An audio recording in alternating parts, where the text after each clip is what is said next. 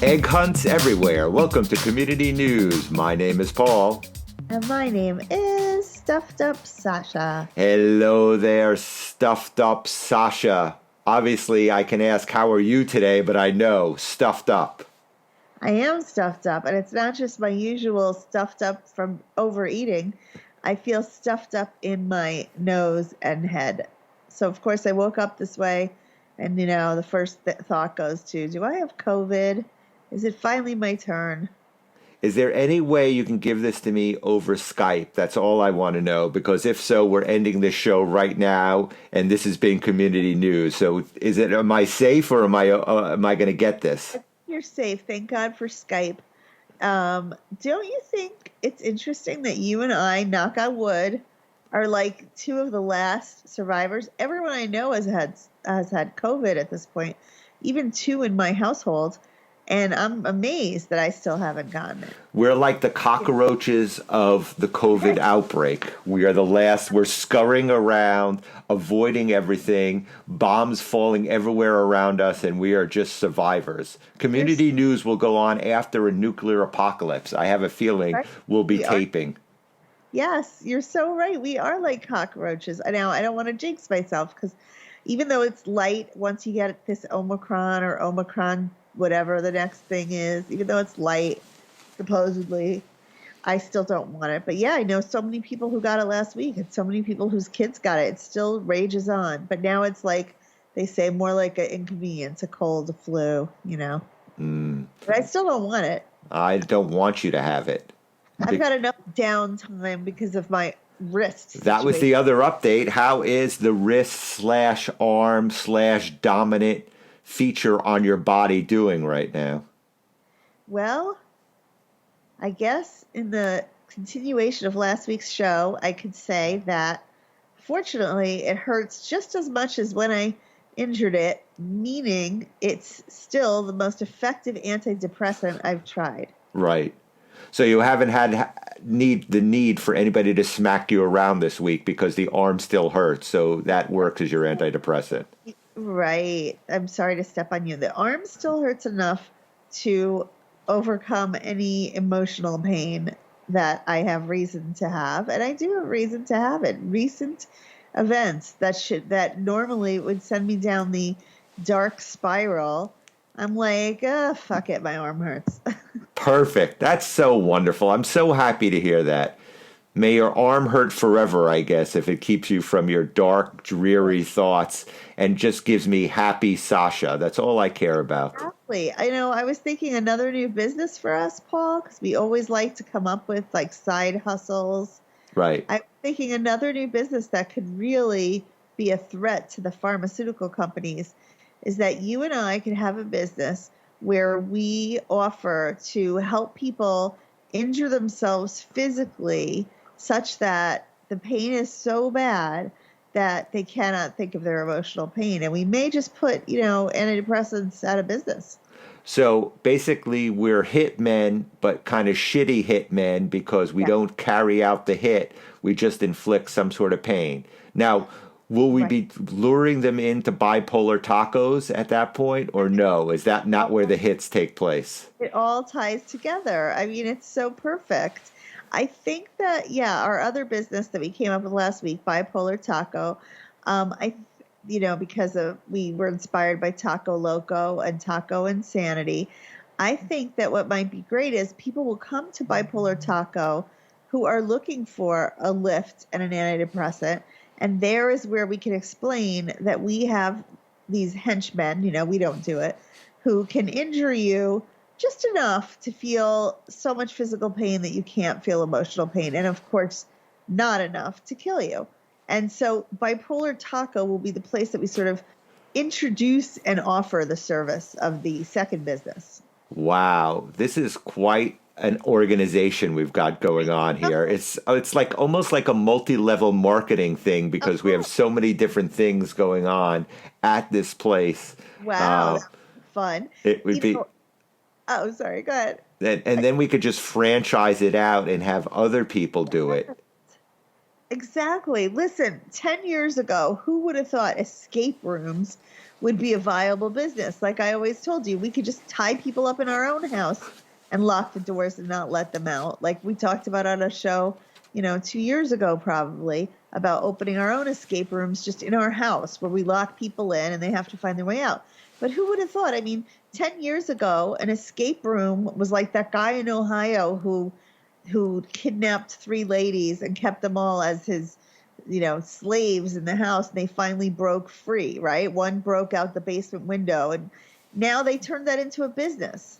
And escape rooms are the hottest thing. So who's to say our idea in 10 years isn't going to be like there's a franchise in every city? Unbelievable. You get working on that once your stuffed nose is all taken care of. And so that will be coming to a town near you somewhere in the world. You never know. It's going to be worldwide. With all the businesses that you and I have come up with, the business ideas on this show in 4 years, and not actually, created the businesses, but just talked through the ideas. Could you imagine if we created them? We would be like Elon Musk right now. We could be multi-billionaires. Instead, what we do is a community service by doing the news in our community. We've not cashed in on the big bucks as we could have, and instead are humble and just do this broadcast and podcast so that people in the community know what's going on. I'd like to pat ourselves on our back, and I would have you do the same thing, except your arm hurts. I'm patting you through Skype with my other arm. No, you're going to give me COVID. I don't want you to pat me or touch me or anything through COVID. I mean, through Skype. Well, I think it's very admirable that Paul and I are not all about the money like many people are in this capitalist society. Paul and I, we could have chosen to make all those businesses that would turn us into one of the United States' top 5 billionaires. But instead, we do decide to do this as a community service for you guys because we love you and we want you to know what's happening. And, we're just, even though we live in a capitalist society, we're not just full free market people. We also like to give back. Exactly. It's wonderful to say that. And speaking of giving back, a couple of community announcements so people know what's going on. Camp registration for the town camp opens up online this weekend. Go to the online portal for the community and you can sign up your little brat for camp, or you can go in-person registration starting in 2 weeks. Well, you said little brat. I was just going to say, community, that Paul is going to be a counselor or like head of the boys division or something. He jokes that he can't stand little kids, but he could be out there with your child daily, giving them all kinds of Paulicisms, and good advice this summer. I'm sure that's not what anybody wants. So make sure to sign up for camp. I will not be a counselor. I can guarantee that. The golf specialist at the camp. Maybe you'll be the head of golf and you'll teach the kids golf. Yeah, that's not happening. So other thing is the flashlight egg hunt, which was postponed from last Saturday, is on for this Saturday, Saturday night before Easter. Do your Easter egg flashlight at the burned out field, I guess is where they're having it, where they have everything else. What does that mean, a flashlight Easter egg? They do it at night? They do it at night, and you have your flashlight and you look for eggs. I'm sorry? Sorry, did they make the eggs like neon glow in the dark? Of course. Oh, I like this. Exactly. When my kids were little, we took them to all the Easter egg hunts I could find just for fun, even though we're not even Christian. We don't celebrate Easter. Right. But we used to go and do it, and I got such a kick out of the fact that, these kids just run like crazy to find these eggs. They're so young, some of them, at toddler age, 2, 3, and 4. I don't even understand how, but instinctually they understand that they're supposed to run and find these things for just a little bit of candy inside. It's sort of like Halloween. We just teach our kids that groveling and running for free sugar is like the highest priority. It's perfect. Speaking of which, if you don't want to do it at night, the very own Hi-Ho is having a daytime Easter egg hunt for kids. I'm not exactly sure what's going to be inside their Easter egg, so go at your own risk. I want to check that one out. That's interesting. I mean, where will everyone park? There's only 4 15-minute parking spots in front. I guess you have to park next door. Right next door or along the road. I'm sure it's going to be a clusterfuck there. No pun intended. So make sure to go to the Hi-Ho. One last thing. The post office wanted me to tell everyone that they will be open late to file your taxes to get them postmarked in time. So make sure to head over to the post office if you need to file your taxes.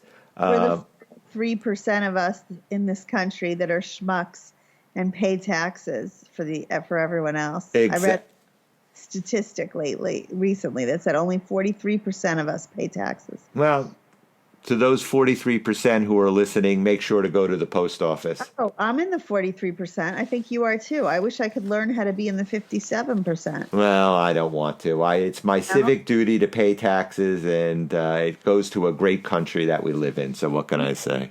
True, except I wish we had some say in how it's spent, you know? That would be wonderful. Yeah. I would put mine all towards bipolar pizza parlors to open up throughout the country so that people would be able to get smacked around and forget about their depression. I think that would be a good civic thing. And also, just for anyone who didn't hear last week's show, to raise awareness to the world about the difference between bipolar 1, bipolar 2, rapid cycling, and other mood disorders. Exactly. So on that note, that wraps up this episode of Community News. Make sure to do your Easter egg hunt during the day or night on Saturday. Happy Passover to all our Jewish listeners. The first Seder is this Friday night. And as always, my name is Paul. And as always, my name is Stuffed Up Sasha today. And I want to tack on to Paul and say happy Passover to our Jewish listeners. Happy Easter to our Christian listeners. Happy tax season to 43% of you. And also, if you want to do some good to give back, please listen, subscribe, rate, and review our show. I say it every now and then. I don't know if anyone has done it once since I've said it, but even the most famous people I hear saying that on their podcast, so I need to say it too. Listen, rate, and review, and subscribe. Oh, breaking news. Breaking news. Paul has just sneezed 3 times.